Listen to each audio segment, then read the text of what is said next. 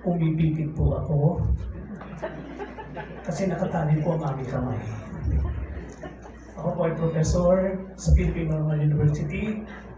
Pangulo po ako ng advokasyon sa wikang Pilipino sa buong Pilipinas na nagtataguyod ng wikang Pilipino. Isa po kami sa sumisigaw.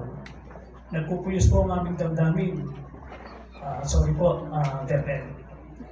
Ang gusto ko lamang po ay maipakita po natin na ang wikang Pilipino ay tulay sa pagkakaunawaan. Ito ang sandigan. Kaya medyo masakit po nung nawala ang wikang subject sa kolehiyo. Ngayon, sa senior high school, tatlo, nawala na rin, iisa na. Tapos ngayon, nawala pa ang LTV na siyang batayan sa pagtuturo. Mother tongue. Kaya lahat po ng sinasabi niya kanina, ang hirap pong itawid sa pagkakaunawaan dahil wala naman kung sino mang Pilipino na nagsalita agad ng English.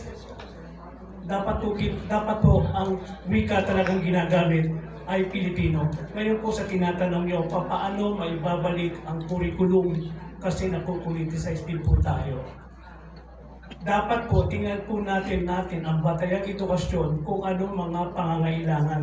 Dati po UBD, dati po K-12, ngayon K-10.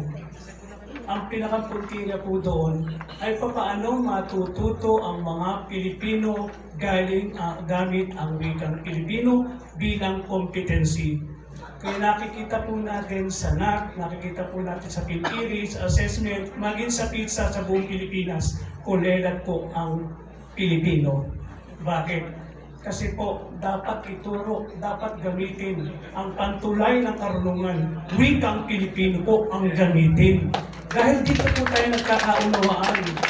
Kaya sumisigaw po kami, wala kami magagawa bilang supervisor pagtaguyod ng wika sa DepEd. Magtulungan po tayo, gamitin ang wikang Pilipino, patulungan niyo po kami, patunayan po natin na ang wika ay tulay at gamit po sa pagkakaintindihan.